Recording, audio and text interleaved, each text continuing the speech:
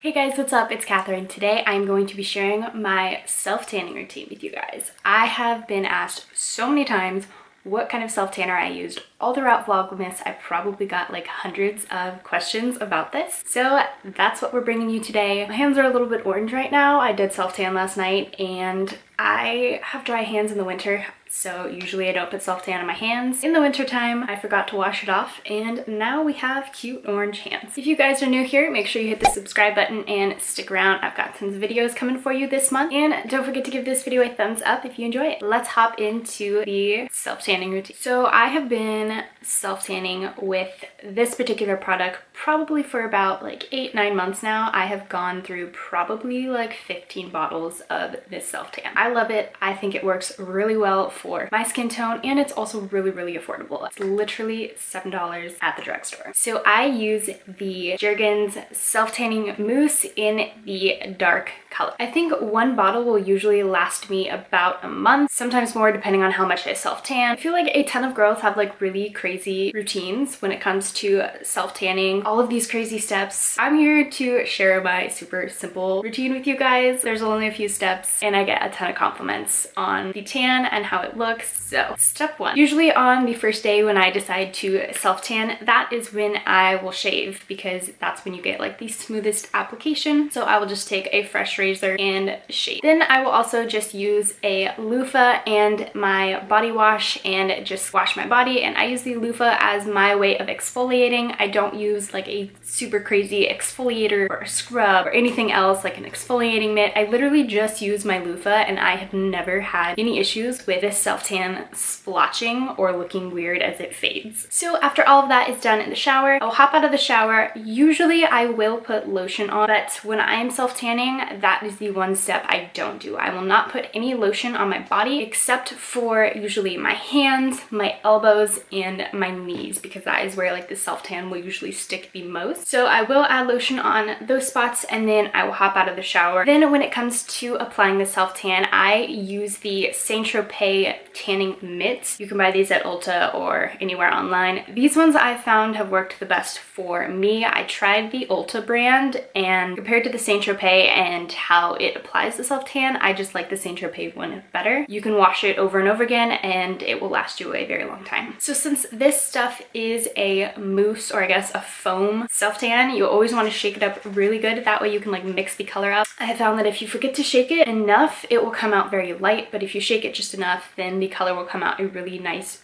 deep, dark brown color. And this stuff is awesome because you can actually tell where you're applying it on your body. That way you don't miss any spots. So I will then just pump the self-tan onto the mitt and then apply it to my body. I never apply the self-tan directly to my body from the pump. I always pump it into the mitt and then use circular motions to kind of blend it in. I will usually do about 2 pumps of the self-tanner for my arms and my legs and then just 1 for like my chest, stomach, and my back. I feel like everyone asks how you put self-tan on your back, and if you have like a roommate or live with someone, you can always ask them, but I just like, you know, stretch my arm in weird ways and use a mirror and blend it in.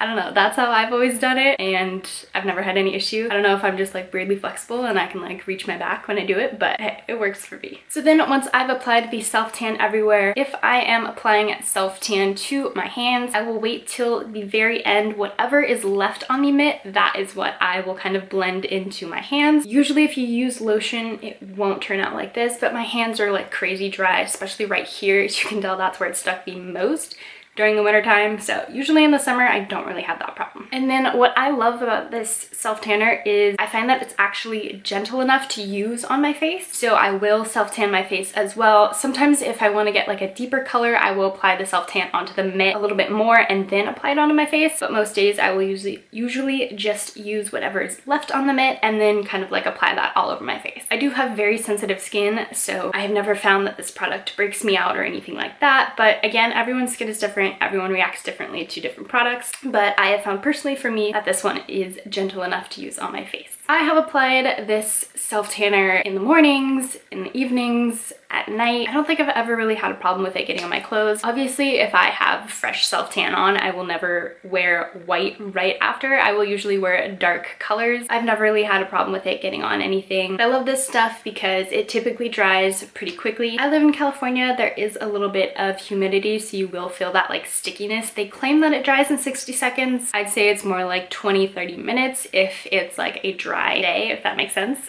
I wouldn't recommend putting this on if you're in a rush and you have to put on like jeans 2 minutes later, because you will feel really sticky for a while. But if you let it like fully dry before you get dressed, you won't really feel super sticky. And then to keep up with my tan, I will usually do this routine 2 days in a row. Usually that is the color that I like to achieve. I am typically really pale and fair, so I find that this stuff works best for me, and my tan will usually last a few days before I have to reapply. And this isn't one of those self tans that you apply and then have to rinse off the next day. It just kind of like sets into your skin. I usually wait about 8 hours at least before showering the next day, or like later in the day if I apply the self-tan in the morning. That way it just kind of has enough time to really set into your skin and develop. So that is all for my self-tanning routine. If you guys have any other questions, you can go ahead and leave them down below. If you have any other recommendations for self-tanners or anything like that and you want to share that with everyone else, go ahead and leave those comments down below. We can all help each other out here in this community. Thank you guys so much for watching. Make sure you are subscribed, and don't forget to give this video a thumbs up if you enjoyed it. I will see you guys in my next video.